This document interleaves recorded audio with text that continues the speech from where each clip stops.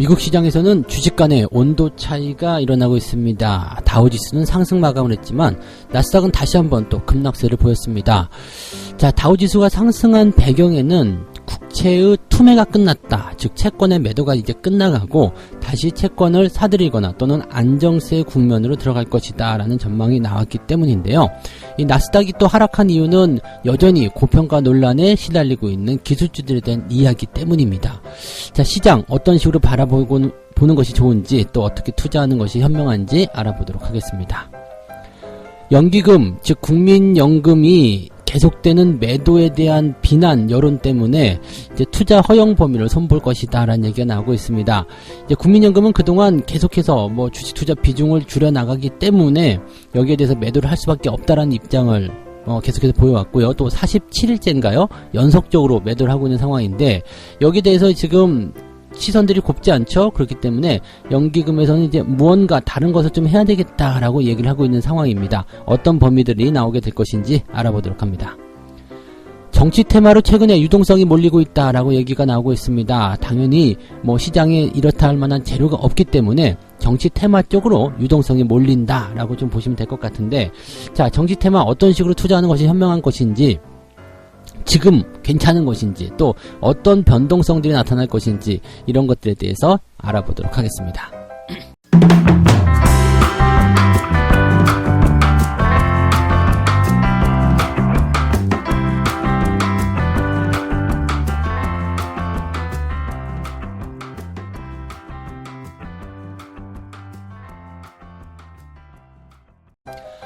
네, 반갑습니다. 자, 오늘은 3월 9일 화요일입니다. 자, 증시 내용은 계속해서 좀 혼란스럽습니다. 방향성을 결정하지 못했다. 이게 맞을 것 같아요. 어디는 오르고 어디는 내리고 이런 상황들인데, 일단 방향성을 정하지 못했다라는 부분들보다는 많이 오른 쪽에서 이제 주가가 내려가게 되고, 그 다음에 아직 덜 오른 쪽에서 기대감이 있는 쪽에서 주가가 상승하는 그런 형태의 어떤 이걸 리밸런싱이라고 해야 될까요? 어느 정도의 키 맞추기, 그런 형태의 모습이라고 좀 보시면 좋을 것 같아요. 그동안 너무 과하게 올랐다든지 너무 빠르게 올라갔다든지 지 혼자서 막 달려갔다라든지 그런 형태에 있는 것들이 지금 주가 조정을 자연스럽게 받아들이는 모습이고요. 후발주자들이 그 뒤를 이어서 달려가는 그런 모습입니다. 그러니까 증시에 대한 부분들, 시장에 대한 전체적인 부분들은 여전히 우상향 패턴이 만들어지고 있지만, 그것보다 너무 앞서서 달려간 종목들은 조금 이제 기다리는 형태의 조정을 맞이하고 있다라고 생각하시는 게 맞을 것 같아요. 자, 그러다 보니까 지금 다우지수, 나스닥 온도 차이가 아주 극명하게 나타나고 있습니다. 다우지수는 연속적으로 상승하고 있는 반면에 나스닥은 또 연속적으로 하락하고 있는 그런 형태의 모습이 나타나고 있죠. 이런 내용들 좀 부담스럽게 우리가 받아들이는 그런 시각들을 읽어야 될 것 같습니다. 지금 다우지수가 0.97% 상승 마감을 했습니다. 그래서 31,800포인트 이제 진행이 좀 되고 있는 모습이고요. 나스닥은 다시 한번 하락세를 만들어내게 되면서 12,600포인트까지 흘러내렸습니다. 2.4%나 급락세를 만들어냈어요. 지금 장 초반에 상승 출발을 하고 나서 다우지수는 계속해서 꾸준하게 올라갔었던 부분을 생각해 본다면 나스닥은 상승 출발 이후에 계속해서 내리기만 했거든요. 그러니까 자금의 이동이 나스닥에서 기술주에서 이제 경기 회복 쪽으로 옮겨가고 있다, 이렇게 생각해 보실 필요가 있을 것 같습니다. 자, 여기에 힘을 좀 보태준 이유는 국채에 대한 부분일 겁니다. 국채금리에 대한 부분 때문에 계속적으로 이제 말들 많고 또 걱정도 많고, 그것이 어떻게 보면은 주적 개념이 됐죠. 이놈이 가장 큰 범인이다, 이렇게 얘기가 나올 수 있는 상태가 좀 된 것 같은데, 지금 10년물 국채 금리가 최근에 이제 또 상승세를 계속 보였다가 다시 한번 살짝 내려서는 모습이 좀 나타났습니다. 지난 주말에 이제 미국 상원이 경기 부양안을 처리를 했죠. 그래서 이게 이제 이번 주에 하원 통과하게 되고, 그 다음에 바이든 행정부에서 도장 한번 꽝 찍으면 경기 부양책이 바로 시행이 됩니다. 그러니까 그게 이번 주 안에 모두 일어날 것이다 라고 이제 예상이 되고 있는 부분입니다. 그럼 경기 부양책은 일단 1조 9천억 달러에 대한 그런 부분들이 통과가 되고 시행이 된다라고 우리가 확정을 지을 수 있는 내용이 되는 건데, 자, 경기 부양책이 이렇게 나오게 되면 시장에 대한 어떤 경기 기대감이 있을 거 아니에요. 그러니까 부양책이 들어오게 되니까 시장은 계속 좋아질 것이다. 이런 기대감을 가질 수 있겠죠. 뭐 그렇게 된다라면 경기에 대한 어떤 자신감 그런 부분들이 나타날 수 있다. 이렇게 될 수가 있는 부분이 좀 되겠죠. 그러다 보니까 이제 뭐 이런 국채 금리에 대한 부분들이 조금 이제 안정화될 수도 있다라고 볼 수도 있을 것 같아요. 왜냐하면 경기가 좋아지게 된다라면 이 금리에 대한 부분들은 지금 또 막 팔아치우는 그런 형태의 모습도 나타날 수 있잖아요. 그러니까 실질적으로 경기 부양, 경기가 좋아져. 그러면은 안전자산에서 위험자산으로 선호 현상이 나타나게 되고 채권의 매도 현상이 일어나게 되는 거죠. 근데 이렇게 채권의 매도가 나타나게 되면 지금처럼 금리가 계속 올라갈 수밖에 없거든요. 그러니까 경기 부양안을 처리하게 되면서 개장 전에 이제 1.6%대까지 이제 국채 금리가 상승했다가 다시 1.5%대 수준으로 형성되었다. 이런 식의 모습들이 나타나는 것을 보게 되면 이제 국채 금리가 조금 안정화되어 갈 수 있다라고 판단할 수 있는 거죠.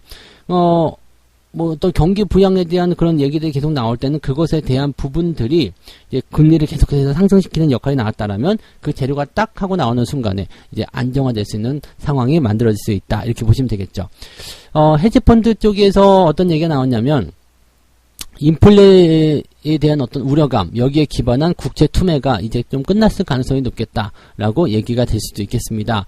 뭐 지금 헤지펀드 거물이라고 하는 이 테퍼 회장이라는 사람이 이런 언급을 이야기하는 모습도 좀 있었는데, 이 테퍼 회장이 이제 CNBC에서 이제 회견을 하게 되는데, 미국 국채를 순 매도를 하던 일본이 다시 국채 매입에 나설 수 있다.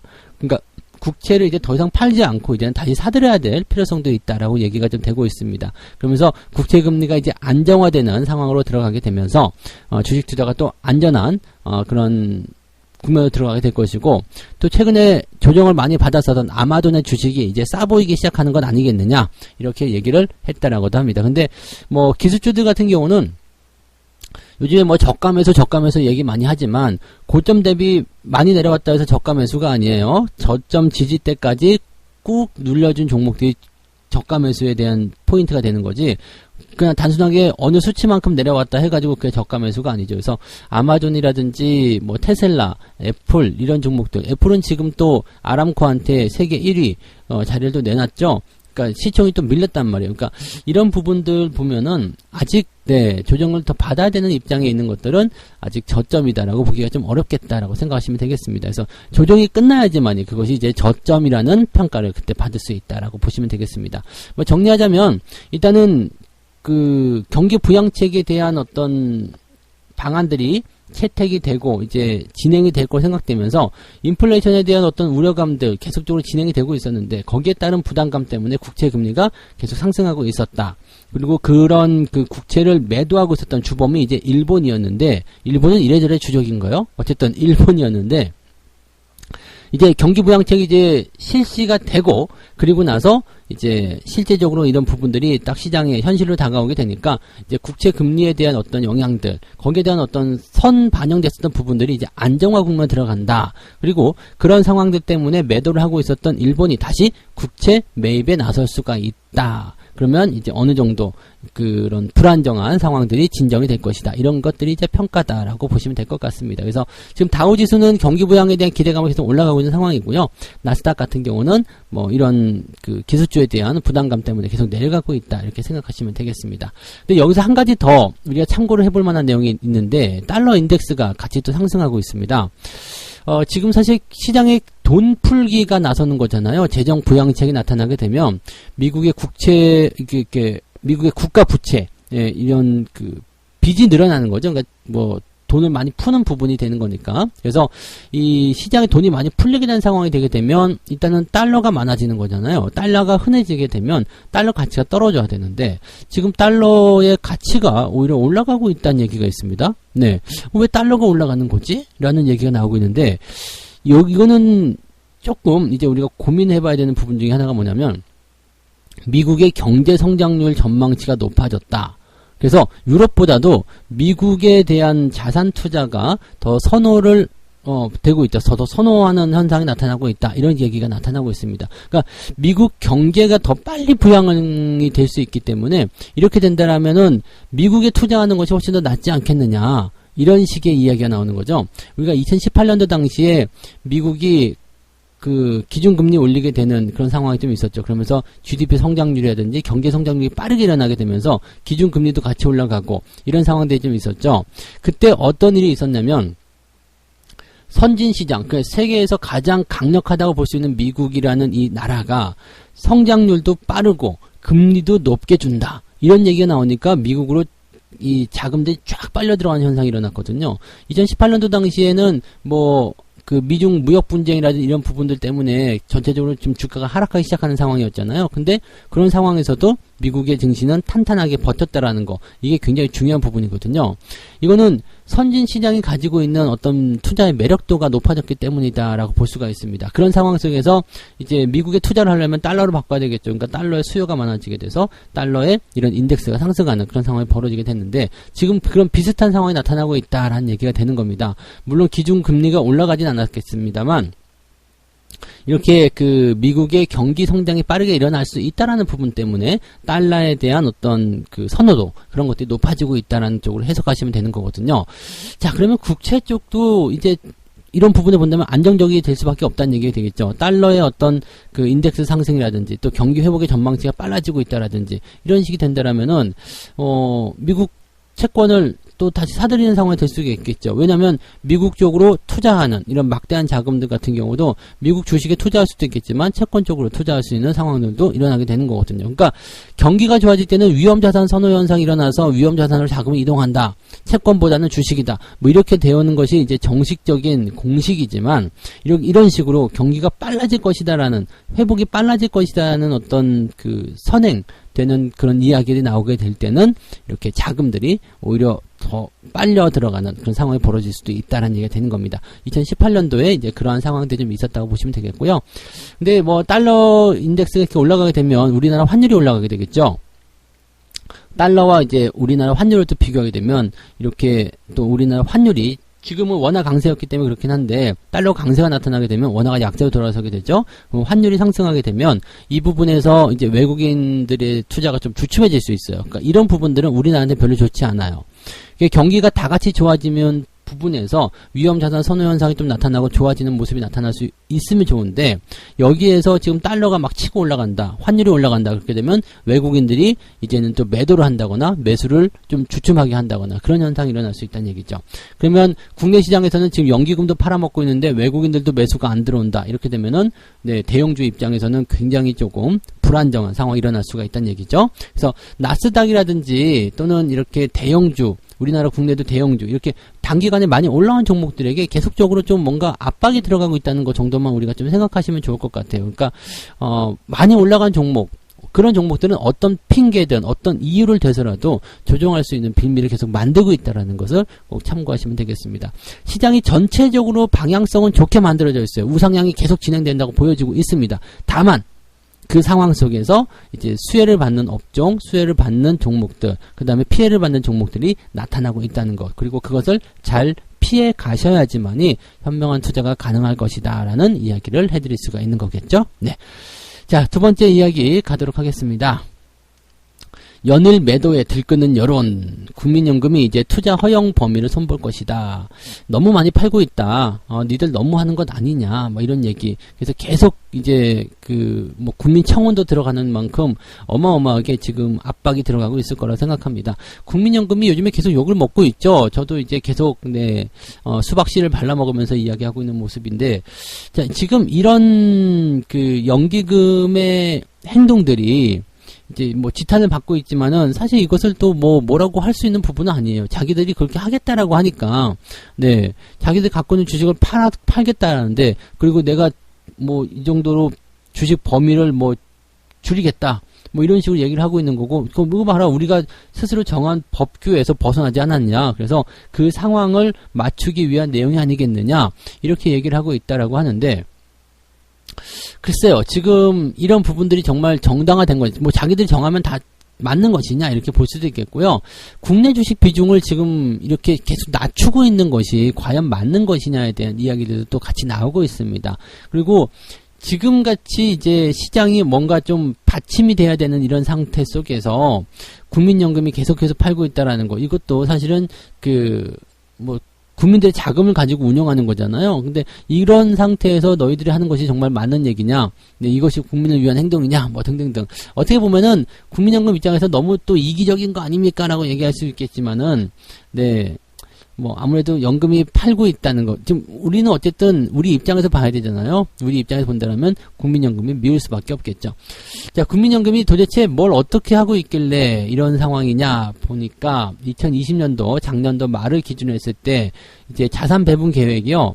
국내 주식은 21%, 해외 주식이 23%, 국내 채권이 39%, 해외 채권은 5.4%, 그 다음에 뭐 대체 투자는 이제 돈을 이제 줘가지고 다시 니들이 알아서 운영해라 뭐 이렇게 되는 운용사에게 주는 돈 뭐 이런 식으로 보시면 될 것 같은데 뭐 그런 쪽이다라고 보시면 될 것 같고, 뭐 이런 부분들 보면 이제 여기서 가장 중요한 거는 국내 주식과 해외 주식의 비중일 것 같아요. 물론 채권 이런 부분들도 중요하겠습니다만 국내 채권의 비중을 낮추고 해외 채권의 비중을 좀 늘리는 거, 이거는 근데 사실 큰 폭은 아닙니다. 근데 지금 보시면 국내 주식의 비중을 2025년도까지 봤을 때 21.2%에서 15%로 낮추겠다라는 얘기가 나온 거고요. 채권은 39%에서 25% 내외로 낮추겠다. 그러니까 공격적인 투자를 하겠다는 얘기입니다. 채권을 낮추고 주식을 높이겠다라고 일단 보시는 부분입니다. 그래서 이렇게 되면 공격적으로 투자해서 뭔가 돈을 더 많이 벌어야 되겠다라고 생각하고 있는 것 같다, 이렇게 볼 수가 있는데, 문제는 해외 주식에 대한 비중이 너무 높아지는 건 아니냐라는 얘기죠. 23% 정도 됐었던 해외 주식의 비중을 35%로 늘린대요. 그 다음에 국내 주식은 21%에서 15%로 줄이는데요. 이러면 안 되지 않겠느냐라는 얘기죠. 똑같은 주식이라는 이야기입니다. 근데 해외 주식 쪽으로 많이 가서 투자를 해야 되는 이유는 도대체 뭐냐. 그리고 연기금이라는 이 특성, 국민연금이라는 이 특성상 이제 국내 증시를 어느 정도 방어를 해야 되는 입장이기도 한데, 너희들이 국내 주식을 이렇게 도외시하고 해외 주식에다 이렇게 이런 식으로 비중을 확대시키는 이유는 도대체 뭔데, 그 이유가 뭐냐, 이렇게 이야기가 될 수도 있는 얘기죠. 전통적으로 기관이라는 입장은요, 국내 주식을 방어하고 국내 주식에 대한 어떤 그런 뭐라 할까요, 그런 방패 역할, 구원투수 역할, 이런 것들 계속 해왔었는데, 이제는 국내 주식을 비중을 낮춰가지고 너희들이 이제 우리한테 칼을 겨누는 것 아니냐, 이런 식으로 얘기가 나오는 거죠. 그러니까 또 급속도로 좀 떨어지는 거, 지금 보시면 2020년도부터 시작해서 2021년, 즉 1년 사이에 무려 5%나 낮추겠다는 얘기거든요. 그리고 나서 2025년도까지는 15% 정도니까 이제 변동폭이 좀 적은데, 이거 비중 줄이는 그 범위가 너무 급하게 만들어지는 건 아니냐라는 얘기가 나오고 있는 겁니다. 그래서 사실 이렇게 급하게 할 것이 아니라 뭐 21% 했다면 한 19% 정도 이렇게 낮추겠다, 이렇게 되면은 이렇게까지 매도가 급격하게 떨어질 만큼은 그런 모양새는 안 나올 거란 얘기죠. 그러니까 그런 것들도 이제 뭔가 좀 문제시 되는 것이 아니냐, 이런 계획을 누가 세운지 모르겠지만 너무 이렇게 변화를 크게 주는 것 아니냐, 이런 부분들이 이제 문제시 되고 있다 보시면 되겠죠. 자, 그래서 이제 그 국민연금에서 뭘 하느냐, 투자 허용 범위를 조금 손보겠다라고 되어 있는데, 어떻게 되냐면 이제 이렇게 됩니다. 그 전략적인, 이게 뭐 지금 되게 어렵게 나와 있는데, 전략적 자산 배분, 그 다음에 전술적 자산 배분 나와 있는데, 그냥 다 됐고요.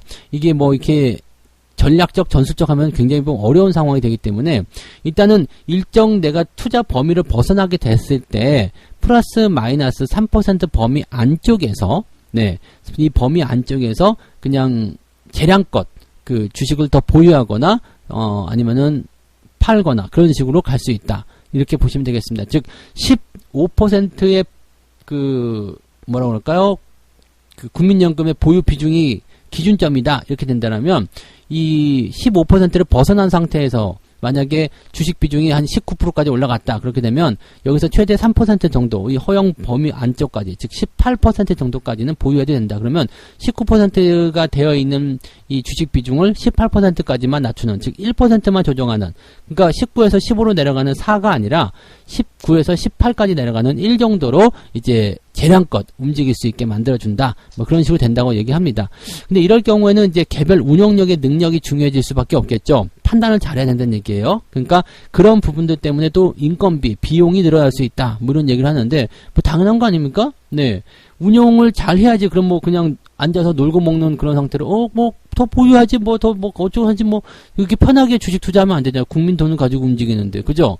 어느 정도 여기에 대한 재원 확충도 필요하겠고요. 운용력의 능력이 좋은 네 그런 사람들을 통해서 이런 전략적인 부분들을 잘 만들어야 되겠죠. 그러니까 이런 식으로 지금 해 나가는 것이 일단 시장 상황에 맞춰서 조금 더 보유하거나 아니면 조금 더 팔거나 그런 식의 어떤 전략적인 또는 뭐 전술이라고 그랬죠. 전술적인 어떤 그 상황들을 만들어 가야지 되는데 그 부분이 지금 뭐 이런 운용력의 능력이 중요하다는 부분이나 뭐 인건 비용이라든지 뭐 이런 거에 대한 내용들 때문에 쉽지 않다라고 얘기하면 좀 어렵겠죠. 그래서 이런 내용들은 일단은 인력을 확충하는데 주력을 좀 해서 뭔가 이제 이런 부조리라고 하긴 좀 그렇고요. 좀 뭔가 부족한 부분들 좀 채워나가야 되지 않겠는가 이렇게 생각을 좀 해봅니다. 그러니까 쉽게 하지 말고 네 누가 얘기하더라고요. 국민연금이 하는 주식 투자 일단은 출근한다, 컴퓨터를 킨다, 프로그램을 돌린다, 밥 먹으러 간다, 퇴근한다. 뭐 요거던데.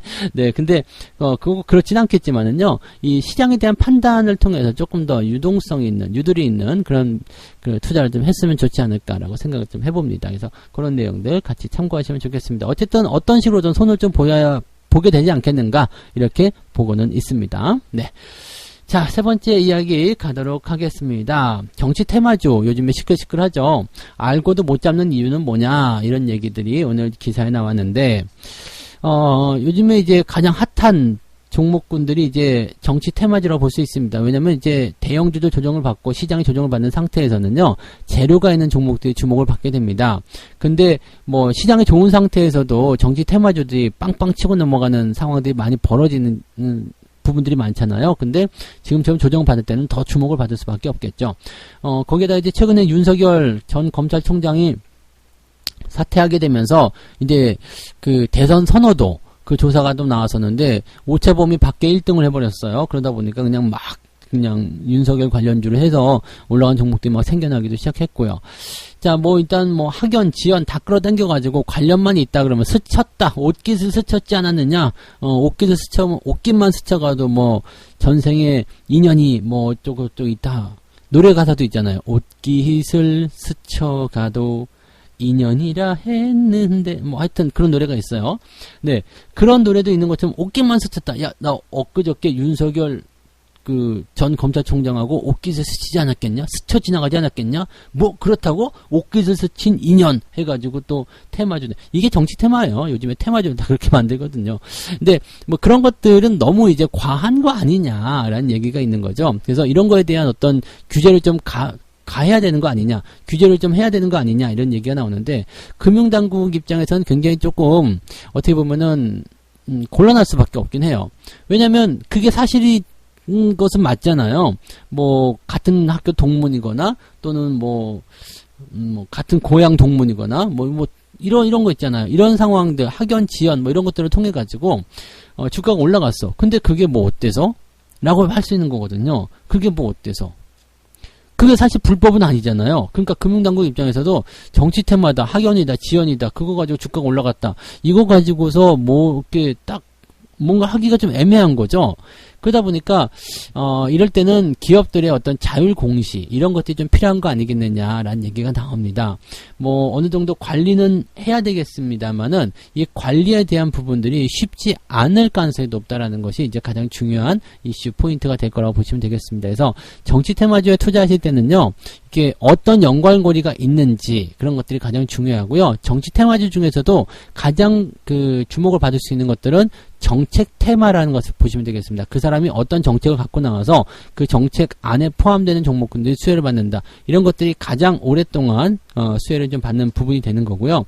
그 다음에 학연, 지연 이런 것들은 잠깐 오르다가 많은 부분이기 때문에 많이 올랐다 싶으면 일단 투자하지 않는 것이 좋습니다. 그래서 그런 내용들 참고하시기 바라고, 증시 자체가 다 올라가는 장세가 아니기 때문에 이렇게 이슈나 테마를 통해서 주가가 반짝반짝 움직이는 경우들이 있다라는 것을 생각하시고 가셔야 됩니다. 다만 정치 테마는요, 이 이벤트가 끝나는 그 시점까지 지속적으로 상승하는 경우가 많습니다. 그러니까 그런 내용들을 우리가 생각해 본다면 정치 테마주는 또 함부로 파는 거 아니겠죠? 밑바닥에서 사셨다라면 일단은 흔들어 대더라도 냅둬 버리세요. 그러면 이게 조금 더 확실시되거나 뉴스 한 줄에도 주가가 빵빵 튀어 올라가는 게 정치 테마주니까 그런 부분들을 잘 이용하시면 도움이 되지 않을까라고 생각합니다. 그래서 참고하시기 바라고요.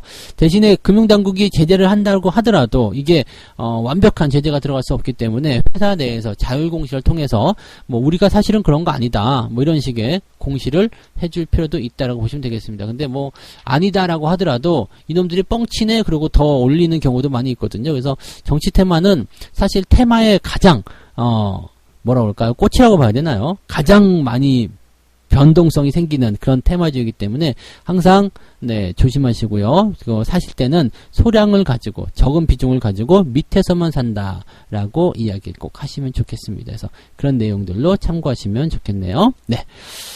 자, 이렇게 세 가지 이야기 일단 전달해 드렸습니다. 다우지수는 올랐고요. 나스닥은 내렸다. 자, 이 상태에서 지금 가장 볼 수 있는 부분들이 이제 국채의 매도가 끝난 것 아니냐, 채권 매도는 이제 끝난 것 아니냐 이런 얘기가 나왔습니다.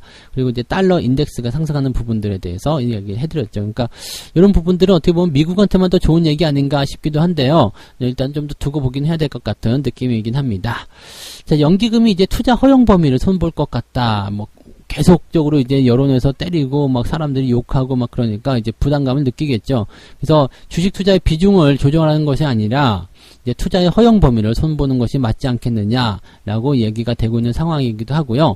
지금 현재 시점에서는 이제 그런 것들을 하기 위해서는 이제 전문 인력이라든지 이런 것들의 확충이 필요하다. 당연히 근데 그렇게 해야 된다는 것이 맞다는 의견을 좀 드렸다라고 보시면 되겠습니다.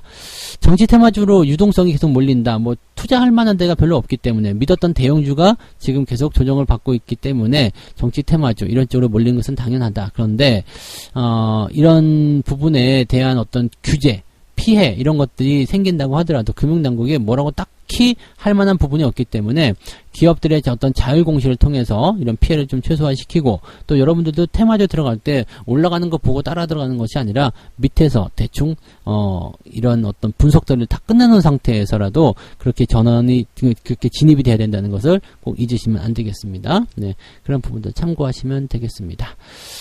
자, 책 한 곡 읽고 마무리하겠습니다.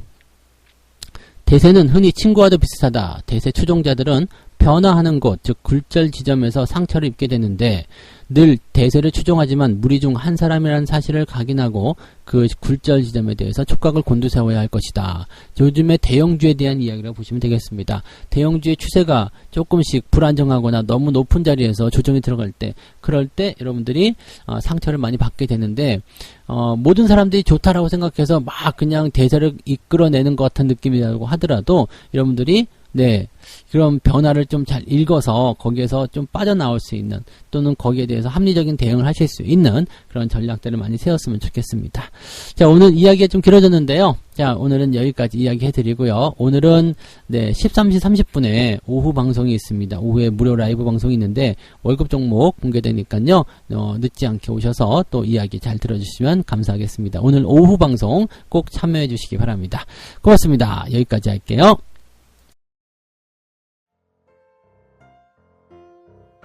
본 방송에서 제공되는 모든 정보는 투자 판단의 참고 자료이며 투자의 최종 책임은 본 방송을 이용하는 본인에게 있습니다.